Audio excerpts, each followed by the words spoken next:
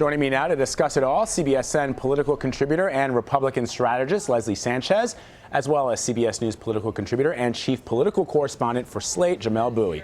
Leslie, I'll start with you. This FBI report found that Hillary Clinton may have used 13 different mobile devices to send emails, some of which may have been destroyed with a hammer. And a laptop with her archived emails has also gone missing. So from a purely political standpoint, how damaging are the optics here?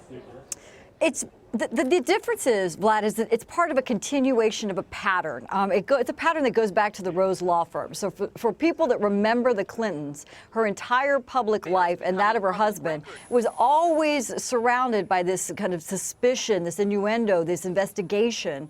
And it's this drip, drip pattern where the Clintons continue to withhold evidence. You need the jaws of life to withdraw it. So that's the frustration. That's what drives those high negatives. So does it do additional damage? No. But it really does codify a lot of the belief and the suspicion that voters have about the Clintons. And Jamelle, our new CBS News polling says that only 7% of voters say that her explanations about these email servers are getting more believable. So does it look to you, and just based on the analysis and the polling, that she can win with these numbers, or does she need to address the situation in a more head-on manner?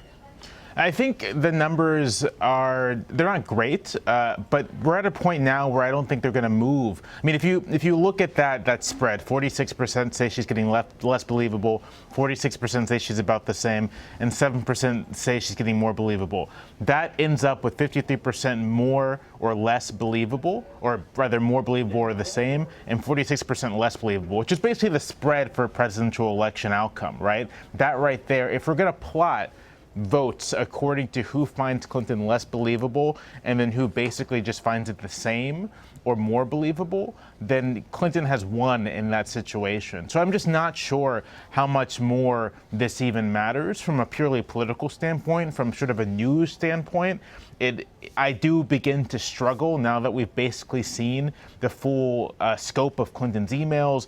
We sort of have the FBI report. We have mountains of evidence here. It's beginning difficult to see exactly what new we're learning other than what we've already learned from previous revelations. Jamelle, let me ask you about Donald Trump's visit to Detroit over the weekend as we switch gears and talk about the Republicans. He called this visit a civil rights agenda for our time. What did you make of the trip and of his remarks?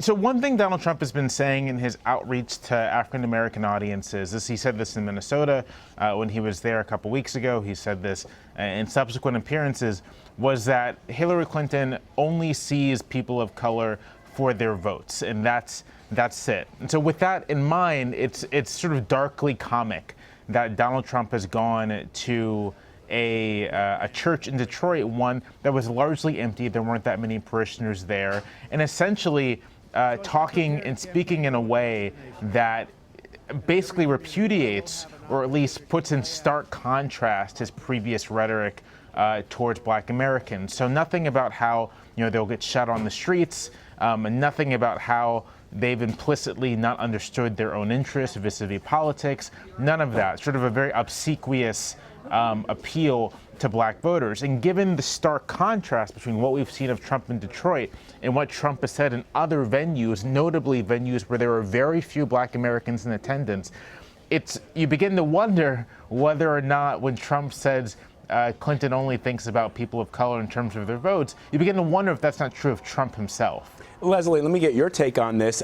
There are some political analysts saying that the goal ultimately of this outreach to African-American voters and to some extent Hispanic voters is not necessarily to bring them to the polls in favor of Mr. Trump, but in fact to get that sort of moderate white vote that's perhaps a little bit more educated than his base supporters.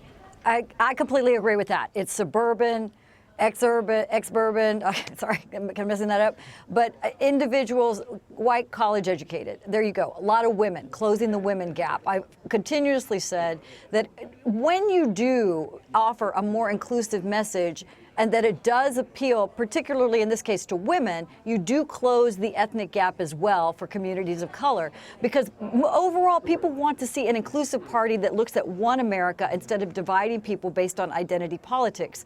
So I don't agree with the approach that either the Clintons or the Trump campaign have done in terms of community of color. I think both in many cases, they have much more work to do. But in this case, Vlad, I think you're right, you're dead on. It's a lot of politics, I think more than substance, they're bringing to the table to really unite and empower these communities. All right, I want to get both of you, before we go, to weigh in on our new CBS Battleground polling. It shows Hillary Clinton holding an average lead across 13 battleground states, including states like Pennsylvania and North Carolina, that Trump likely needs to win in November. So how much trouble is the Trump campaign in? Leslie, I'll start with you. I don't really rely a lot on polls in August, and I know we're just kind of coming out of that. We're going to now start to see where this goes. Individuals are really starting to solidify their opinions and reinforce. We're at the point with voter sentiment they're going to reinforce.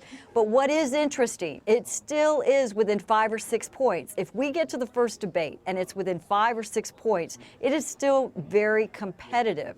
And then that debate is really going to determine if there's going to be a competition leading to November. Jamel? You know, when you look at the history of presidential polling going back to about 1952, what you find is that beginning in late August and early September, before or after Labor Day, the polls become very predictive of the outcomes in November. And so this is a bad sign for Trump. It's a bad sign that he's behind in North Carolina, a state that Mitt Romney won by about 0.08%. It's a bad sign that this CBS Battleground Tracker poll adds 2 new states to the battleground designation, that is Arizona and Georgia. A world in which Arizona and Georgia are competitive is not a world in which Republicans have a national advantage. So there's nothing here that's good. The best possible picture you could paint out of this is that maybe Trump might be able to play for Iowa and Nevada. But generally, Clinton could lose quite a few of these battleground states at this point and still end up at 270 electoral votes. And that, I think, is the state of the race right now. I do have to add that there are 2 things we got to keep in mind. This is an open seat election. And if we look at historic patterns, we could see 9 to 12 million more people voting in this election cycle than certainly 2012. It's something more comparative to 2000 and 2008. So you got a massive turnout expected if voting patterns are consistent, and it's still within 5 or 6 points. So I still think it's too early, but the next 3 weeks will tell us. All right, Leslie Sanchez and Jamel Bowie, thank you both so much. Appreciate it. Thank you.